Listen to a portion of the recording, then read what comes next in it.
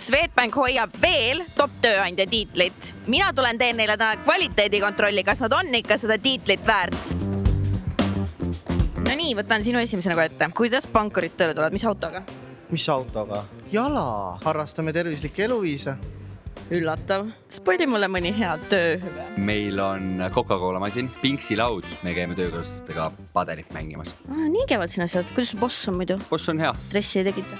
Ei, boss ei tekita. Peamiselt tekitavad Georg ja Brenda ja Annabel mu stressi, kui nad kaameraga kohale tulevad. Vaatame, kes siin veel töötavad. Miks ei taha siit ära minna? Sest meil on oma töötajatel väga hea kodulaenu intress. Saan suurema korteri osta. Neiud, kui pikalt meil need kohvipausid siis ka on? No tavaliselt me piirdume ikkagi 5 minutiga. No vahepeal siuke 2x5. Okei, kontrollime seda teooriat. Ma olen kuulnud, et siin üks kuulus Kristjan on. Mis sul tööl stressi tekitab? Need lõputud palved mingisugust individuaalprojektidele kaasalöömisel, näiteks jõulutervitus oma sugulastele või koostööpartneritele. Kus minu asi on? Aga kas see teeb siis ikkagi Swedis top tööandja, kui see niimoodi tülitatakse? See tegevus, mida ma teen, teebki meist top tööandja. Et minusugused inimesed ütlevad jaa kõigile. Räägi, kuidas mina siia tööle saaks?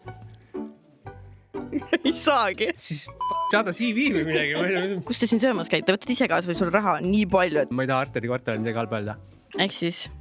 Stockmannist. Vahepeal on möödunud üle 40 minuti. Neiud. Kas te ikka teate, et teil on kohvipaus üle 5 minuti juba läinud? No me teeme juba tegelikult koosolekut.